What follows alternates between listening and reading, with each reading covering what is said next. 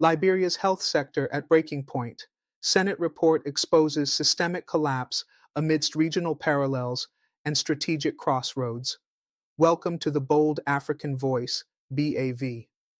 Across Africa, millions rely on public hospitals for survival.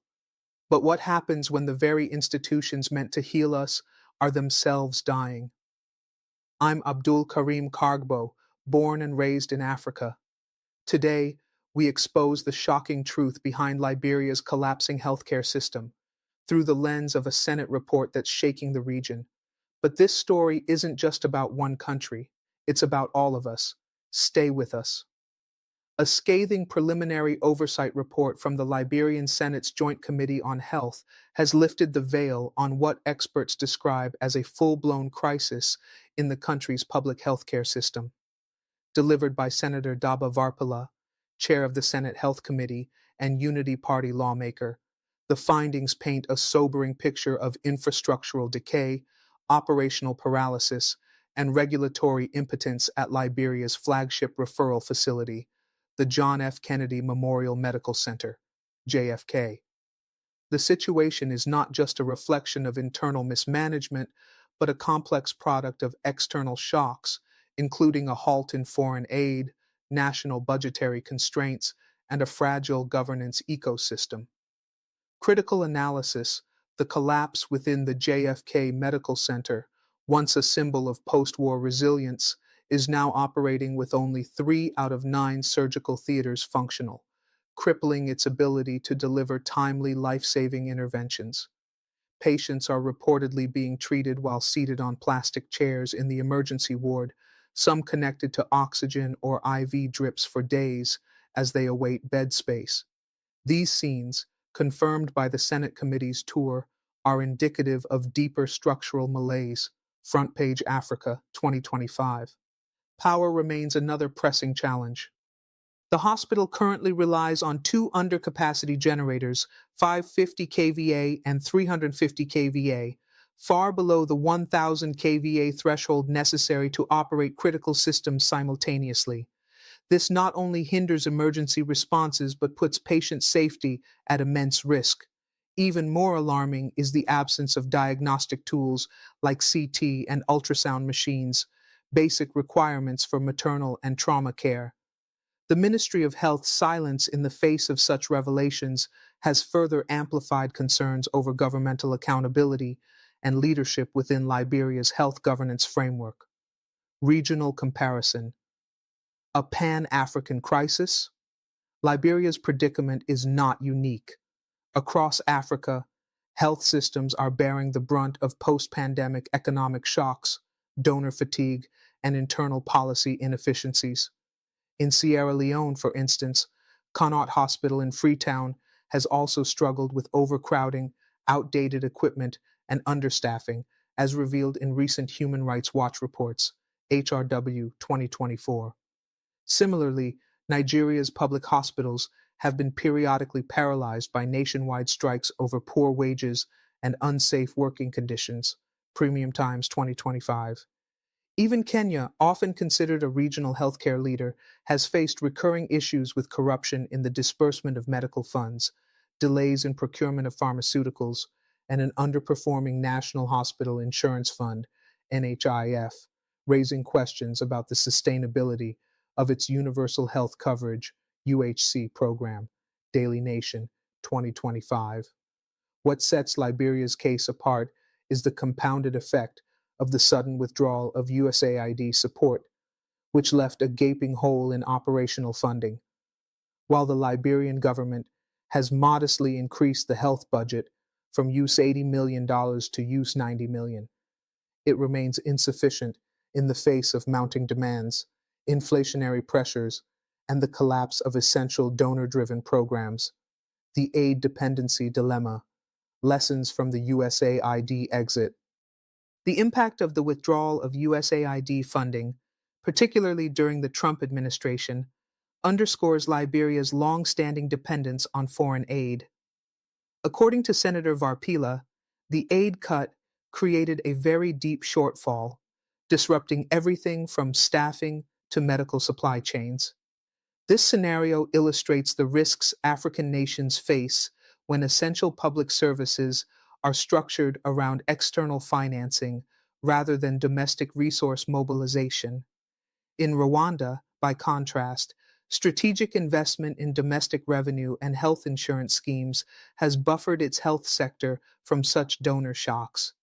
Rwanda's success in achieving a 91% health insurance coverage rate, WHO 2023, stands in sharp contrast to Liberia's fragile, aid dependent infrastructure.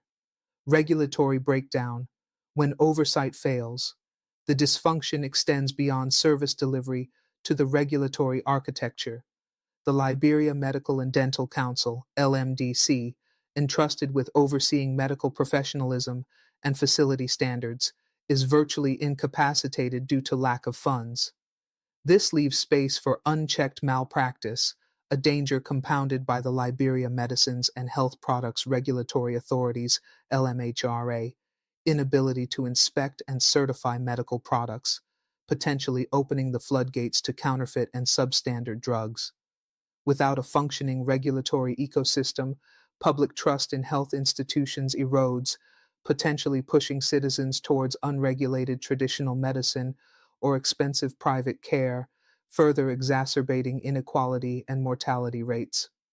A broader geopolitical and health security concern. International health observers are also flagging Liberia's situation as a regional health security risk, especially in light of the country's porous borders and historical vulnerability to cross-border epidemics like Ebola.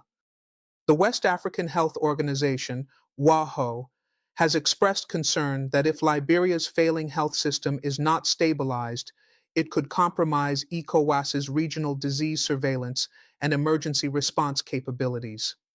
Moreover, Liberia's healthcare collapse arrives at a time when climate-related health threats such as vector-borne diseases, malaria, dengue, and flooding-induced waterborne infections are on the rise.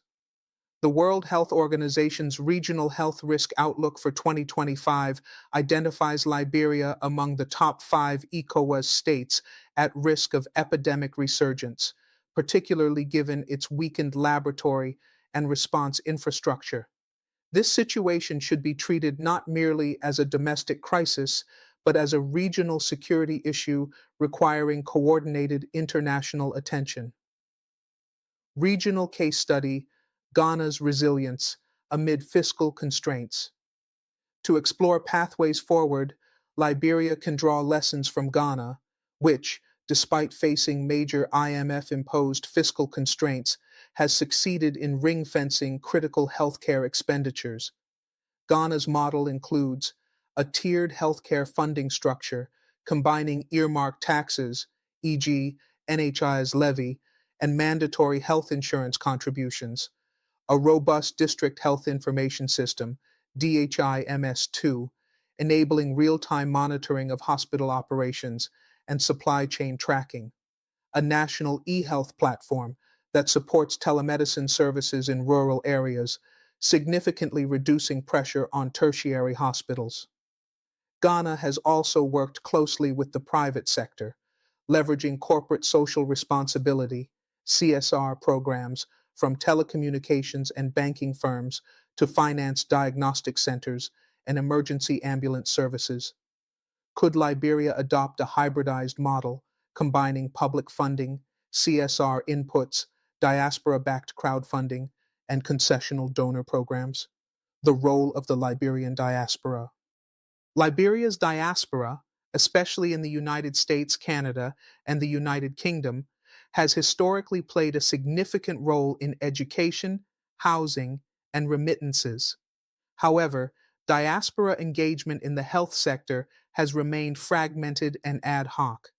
There is now a growing campaign led by platforms like the Liberia Diaspora Health Initiative, LDHI, urging the government to establish a diaspora health investment fund, offer tax incentives for diaspora doctors and nurses to return on short-term clinical missions, streamline registration and licensing processes for foreign-trained Liberian health professionals.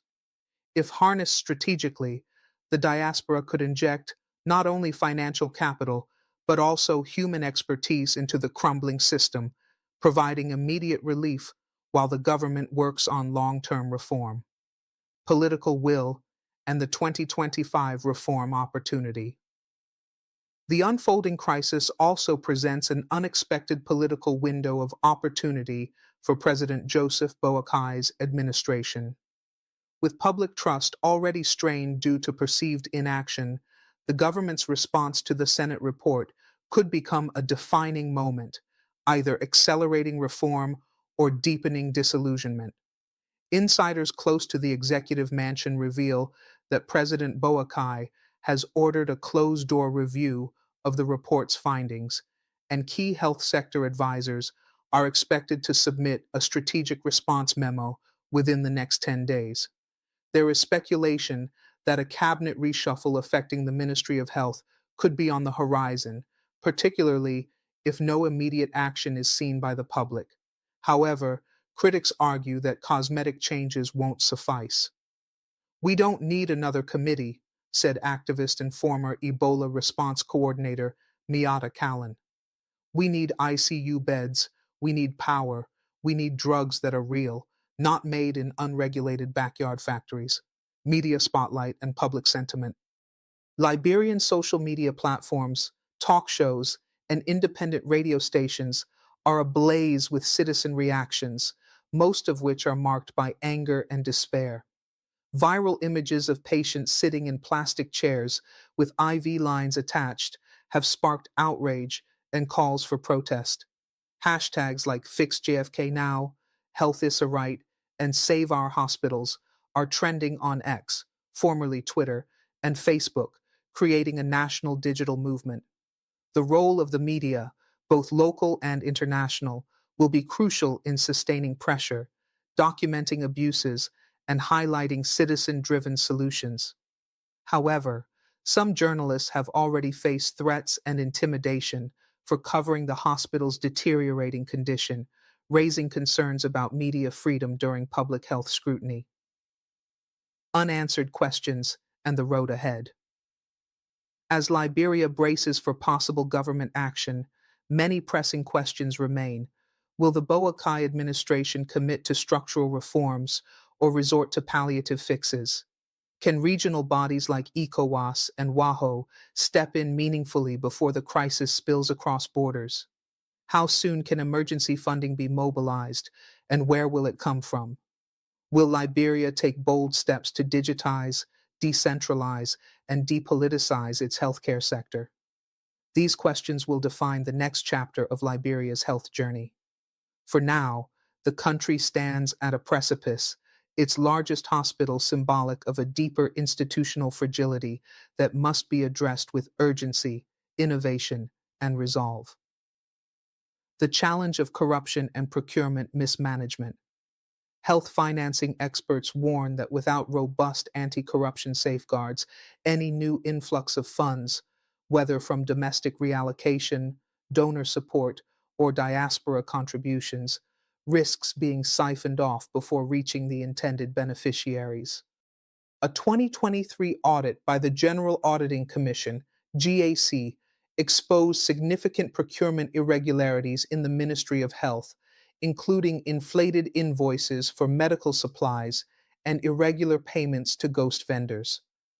Transparency International's Corruption Perceptions Index, CPI, ranked Liberia 136th out of 180 countries in 2024, underscoring the urgent need for tighter oversight.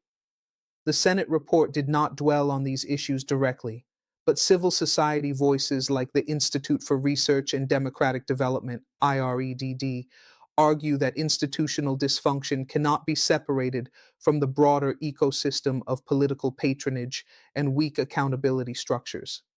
To improve trust and transparency, some experts have proposed a multi-stakeholder health sector reform board chaired by an independent figure and composed of health professionals, civil society, private sector representatives, and donors. Such a body could help oversee fund disbursements, monitor key performance indicators, KPIs, and issue biannual public reports, restoring some degree of public confidence. Infrastructure beyond JFK, a national picture of collapse. While JFK garners national attention due to its prominence, the Senate committee's findings raise a larger concern. If this is the condition of the best resourced hospital in the country, what is the state of rural health centers, district hospitals, and community clinics? Preliminary surveys from local media and watchdog groups suggest that rural facilities are in even worse shape, lacking not only diagnostic tools, but also trained medical staff, ambulances, and cold chain systems for vaccine storage. Many clinics operate only a few hours per day due to fuel shortages for generators, and some are run by unlicensed personnel with minimal medical training. In Lofa, Bong, and Grand Gede counties, patients often travel up to 100 kilometers to access basic maternal services. By the time they arrive at a referral center, preventable complications such as eclampsia, obstructed labor, or sepsis have often escalated into life-threatening emergencies. According to the 2024 Liberia Demographic and Health Survey, LDHS, maternal mortality still hovers around 661 deaths per 100,000 live births, one of the highest rates globally. Neonatal mortality also remains unacceptably high, at 37 per 1,000 live births. These figures are not just statistics. They represent lives lost due to a system on the brink of collapse.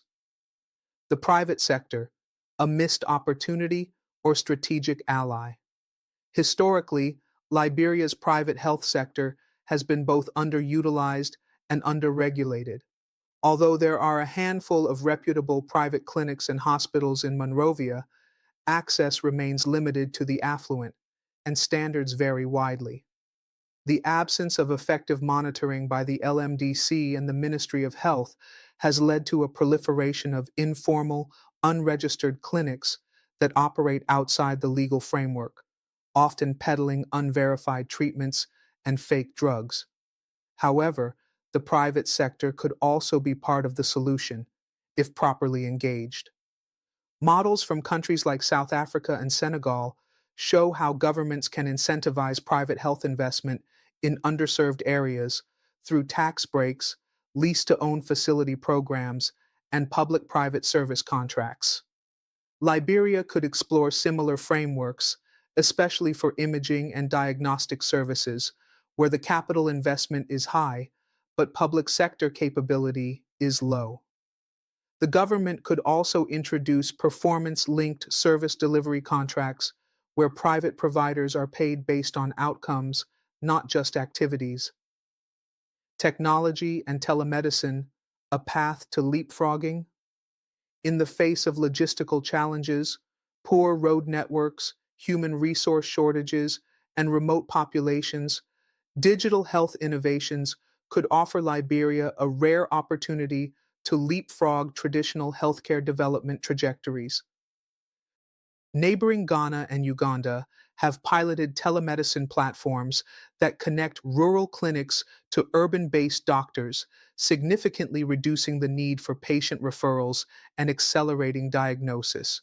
In Ethiopia, a joint venture between the Ministry of Health and the UNDP has created a cloud-based health data platform that integrates real-time reporting from 3,500 health centers. Liberia's nascent ICT infrastructure and youthful population, 60% under age 25, provide fertile ground for such solutions. With support from development partners, Liberia could build a national digital health framework, encompassing electronic medical records, EMRs, for all government hospitals and clinics, SMS-based appointment and vaccination reminders, mobile health education platforms in local dialects, a centralized drug verification system using QR codes to track medicine authenticity. While funding and technical support are critical, political vision and interagency coordination are even more vital to make such systems functional and sustainable. Educational bottlenecks, a workforce in decline. One of the more alarming trends highlighted by the Senate committee, but insufficiently explored, is the shrinking pool of qualified healthcare workers. The A.M. Dogliotti College of Medicine, Liberia's only medical school, has faced repeated closures due to faculty shortages, poor infrastructure, and lack of accreditation updates. The nurse-to-patient ratio remains extremely low, with many clinics operating with just one nurse per 40 to 60 patients during peak hours. The World Health Organization recommends a minimum density of 23 skilled health professionals per 10,000 people. Liberia hovers around 12 per 10,000, based on 2023 Ministry of Health estimates.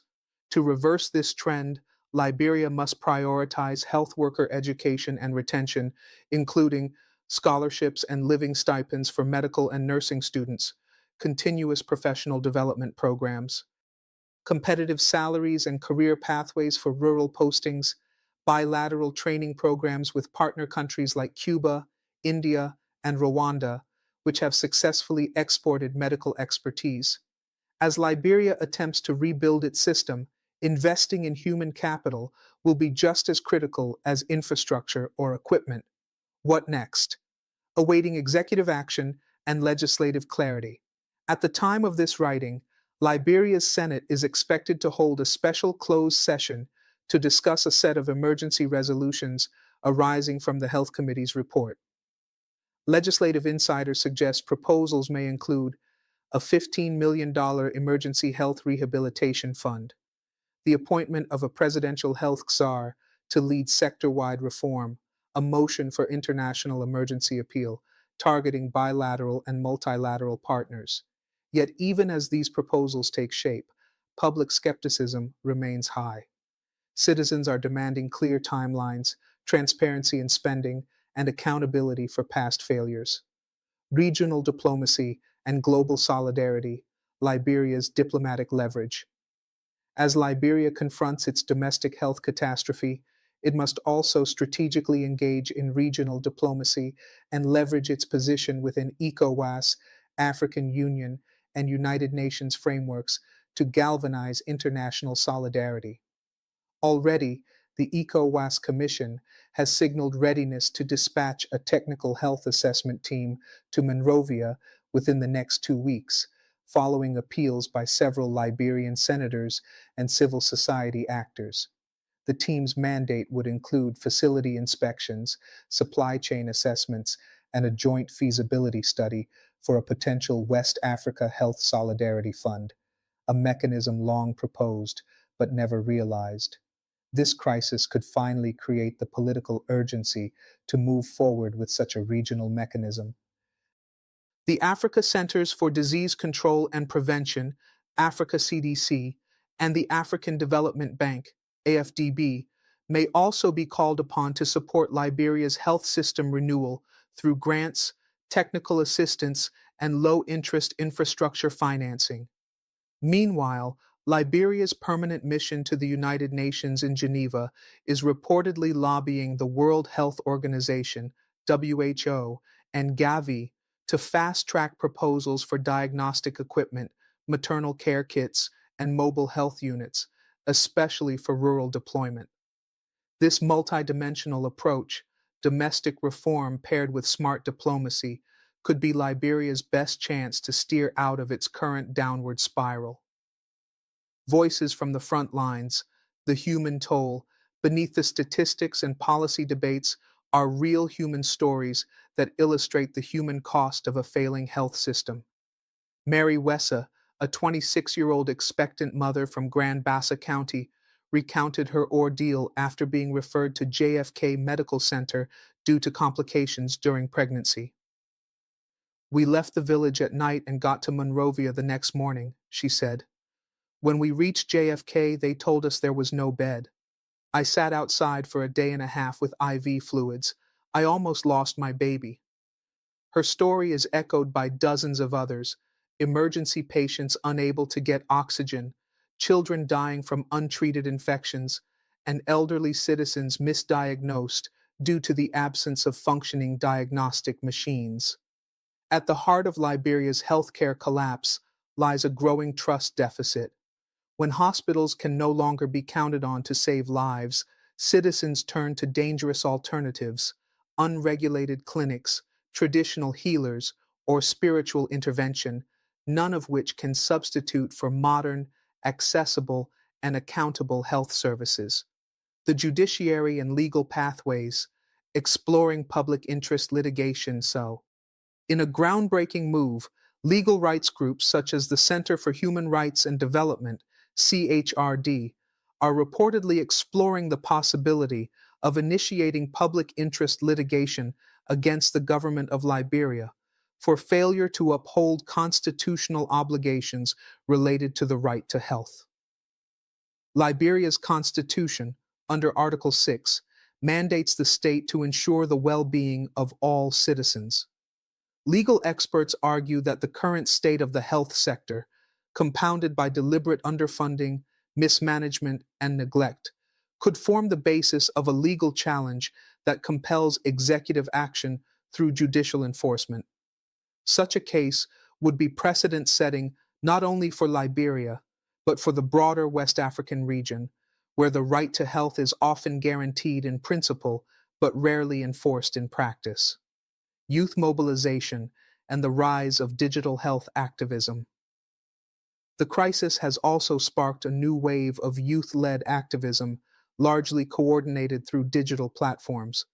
University students, young medical interns, and social entrepreneurs are using social media, mobile apps, and grassroots networks to demand reforms, crowdsource medical supplies, and document violations within health facilities. One such initiative, Our Med Youth for Liberia, launched a campaign raising funds to procure oxygen cylinders and blood pressure monitors for rural clinics. They've already mobilized over $18,000 in donations via mobile money platforms and are working with verified local vendors to ensure quality and transparency. This new generation of digital activists is not only filling gaps left by the state, but is also redefining what civic engagement looks like in post-conflict Liberia. Their efforts are a signal to the government. The public is no longer willing to wait in silence. The private media's role in accountability and education, Liberia's independent media outlets, despite facing intimidation and underfunding, have stepped up significantly in documenting the scale and complexity of the health crisis. Investigative reports by Front Page Africa, The Daylight, and Bush Chicken have provided first-hand accounts of suffering patients, derelict infrastructure, and unaccounted budget lines. Media watchdog groups such as the Press Union of Liberia, PUL, are also urging the government to ensure full transparency in any upcoming health intervention, including daily publication of expenditure reports, real-time tracking of hospital upgrades, and public access to health committee recommendations. Furthermore, radio stations and online platforms are hosting live call-in programs where citizens share their hospital experiences and challenge their representatives, effectively creating a parallel channel of accountability that bypasses bureaucratic filters. International reaction and diaspora advocacy.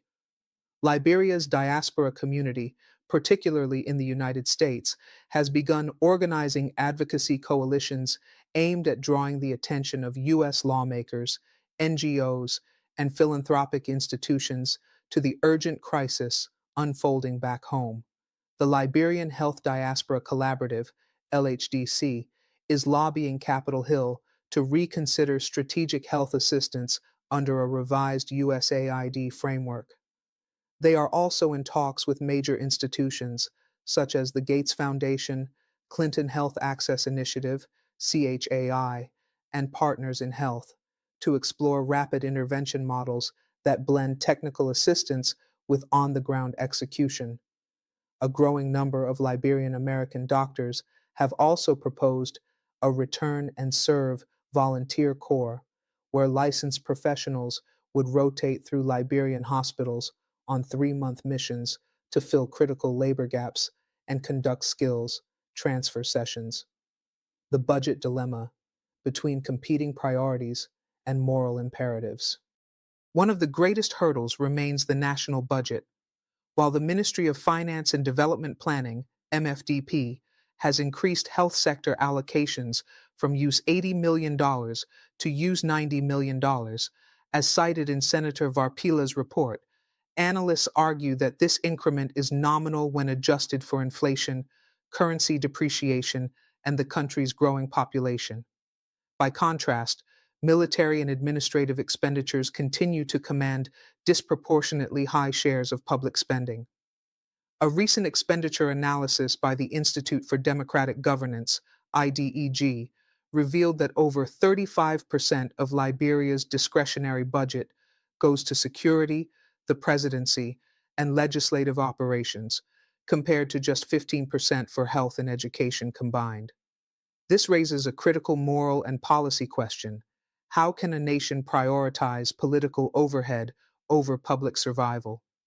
With the health system now exposed as dangerously fragile, civil society actors are demanding a pro-poor budget realignment, shifting resources from ceremonial and bureaucratic functions to life-saving social investments.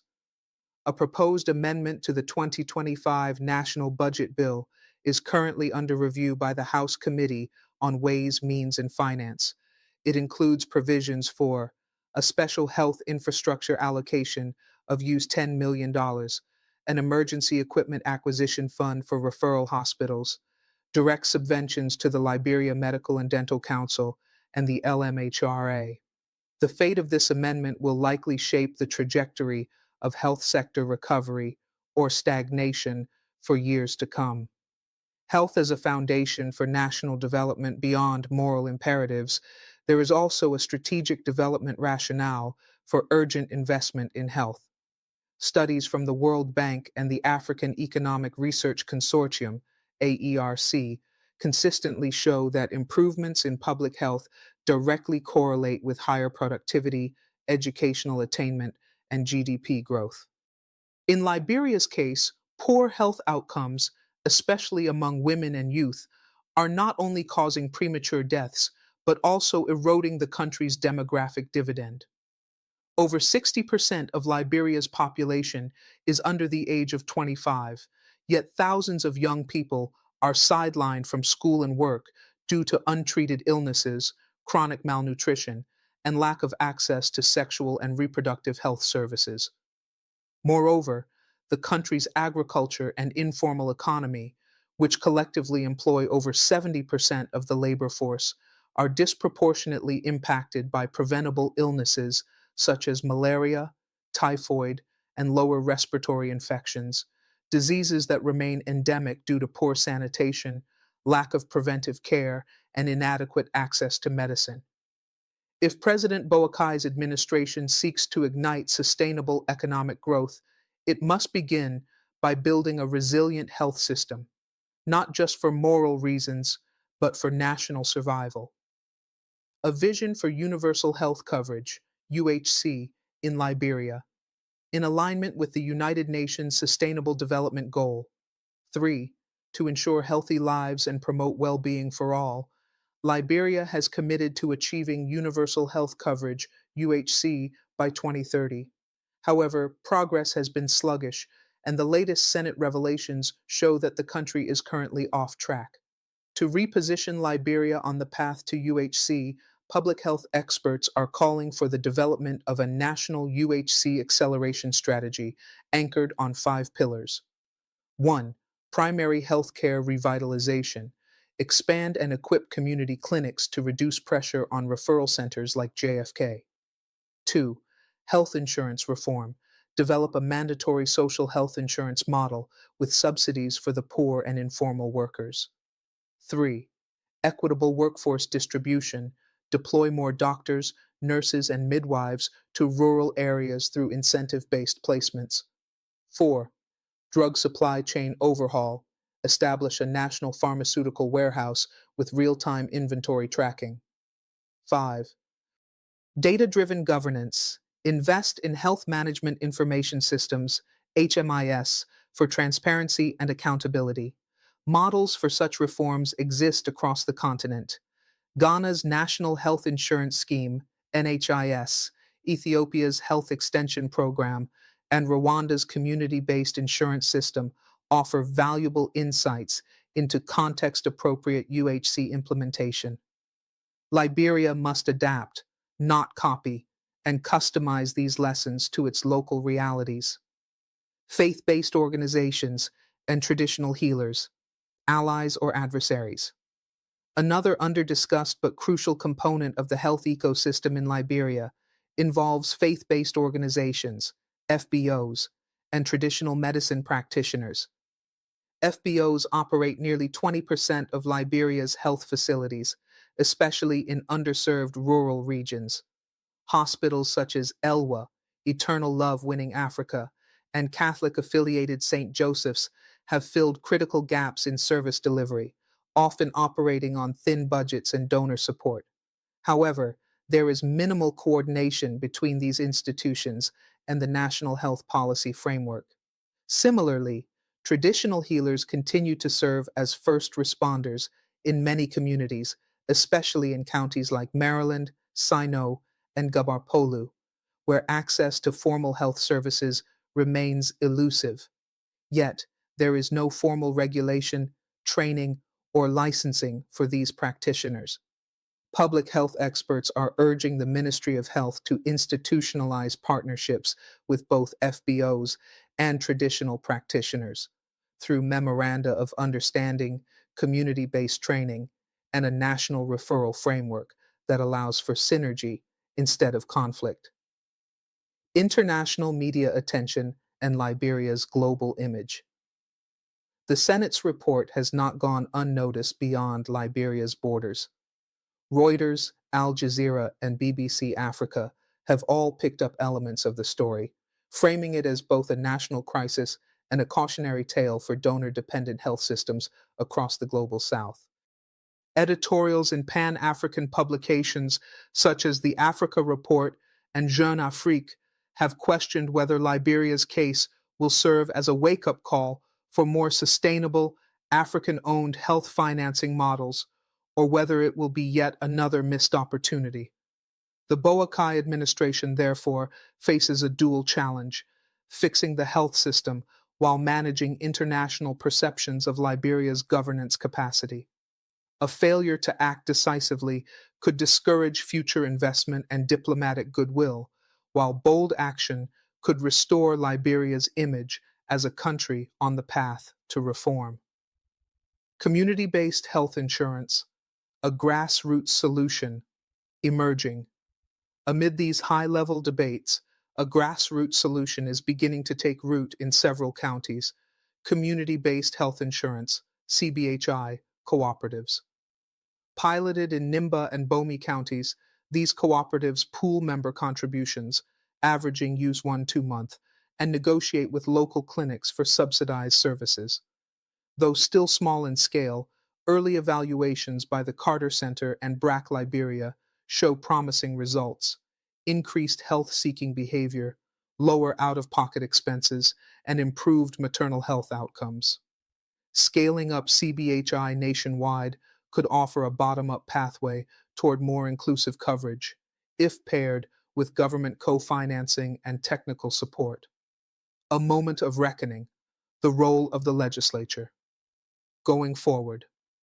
As attention shifts to the legislature's next move, observers stress that the integrity and impact of the Senate committee's report will be judged not just by its revelations, but by the policy responses and legislative follow-through it triggers. Analysts are watching for concrete budget amendments that reflect the urgency outlined in the report, scheduled legislative oversight visits to regional and county hospitals, health reform bills that clarify the legal mandate of regulatory bodies like LMHRA and LMDC, public hearings inviting testimony from frontline health workers, patients, and administrators. A few progressive lawmakers, including Senator Edwin Snow and Representative Moima Briggs Mensa, have already signaled their intent to propose a Health Sector Accountability Act, which would mandate quarterly public reporting by the Ministry of Health and link funding disbursements to measurable outcomes. Such legislative moves, if nonpartisan and backed by civil society, could mark a new era of health governance in Liberia, rooted in transparency, responsiveness, and citizen participation. Gender and health, the disproportionate impact on women and girls. Another critical dimension of the crisis is its disproportionate impact on women and girls, who bear the brunt of a dysfunctional healthcare system.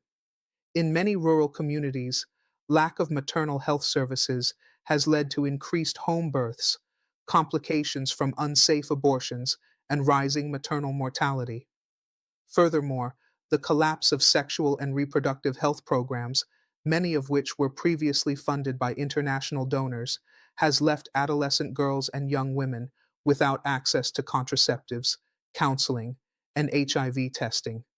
This has contributed to rising teenage pregnancy rates and unsafe practices, especially in urban slums and border regions. Gender rights organizations like Medica Liberia and Girls Health Alliance are calling on the government to restore and expand adolescent reproductive health services at community clinics, train and deploy more female health workers, especially in conservative rural settings, implement mobile clinics for maternal and postnatal care in hard to reach areas, include gender specific indicators in any national health reform plan. Without addressing the gendered dimensions of the health crisis, Liberia risks compounding inequalities and reversing progress made in recent decades under the Maputo Protocol and related regional frameworks.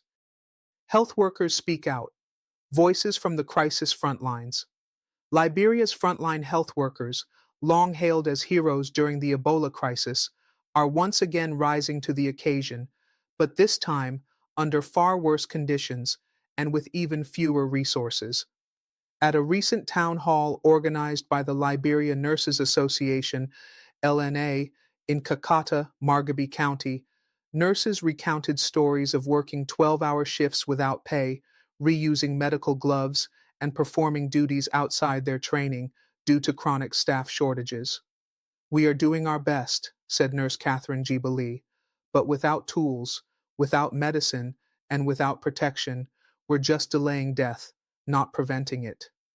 Midwives from Lofa and Bomi counties described having to deliver babies in the dark due to power outages and a lack of basic supplies like sterile gauze and sutures. Others detailed how health centers had become referral outposts, places to stabilize patients temporarily before sending them, often fatally delayed, to Monrovia. These testimonies are not merely anecdotes, they are real-time diagnostics of a collapsing system. Their experiences should be elevated into policy-making forums, including the upcoming National Health Stakeholders Dialogue, scheduled for next quarter. Hope in innovation, local entrepreneurs filling the gaps. In the face of adversity, a growing number of Liberian entrepreneurs and social innovators are stepping in where the state has fallen short. Startups like Lifeline Diagnostics, MedTech Liberia, and iSante are piloting solutions ranging from solar-powered clinics to mobile diagnostic units and telemedicine platforms. At the recent Liberia Innovation Summit, health tech innovators showcased tools like DigiClinic, a digital consultation platform offering low-cost health advice via USSD and WhatsApp, PharmaTrack, a supply chain tracking tool to monitor medicine distribution and prevent stockouts, Blood Bank app, a geolocation service that connects patients in need with local blood donors in real time. Though still at the prototype or early stage rollout, these technologies reflect Liberia's untapped potential to harness youth-led innovation and public-private partnerships for systemic transformation. What they need now is policy support, seed funding, and mentorship networks. As international funders begin to revisit Liberia's health landscape in light of the Senate report, such homegrown solutions could become part of a new, inclusive strategy, one that not only responds to the crisis, but reshapes the architecture of public health for the next generation. A continent-wide wake-up call, lessons and reflections. Across Africa, nations are grappling with similar structural vulnerabilities in their health sectors. From Sudan's fractured emergency response system to Nigeria's periodic doctor strikes to DR Congo's recurring health worker walkouts, the signs are clear. A new health governance model is urgently needed. Too many African countries continue to treat health as a consumption cost rather than an economic and security investment. Too many continue to rely on donor cycles to pay for basic medicines and salaries. Too many tolerate inefficiencies, corruption, and outdated infrastructures while their populations grow younger and more vulnerable. But Liberia's unfolding health crisis can serve as a cautionary tale and, more importantly, as a blueprint for change. Final reflections and advice to African leaders. As we close this in-depth look into Liberia's crumbling healthcare system, the broader message is clear. To African leaders across the continent, the lessons are urgent and undeniable. 1. Prioritize health as a national security issue. An unwell population cannot defend, feed, or educate itself. Health must be treated with the same urgency as defense and national security.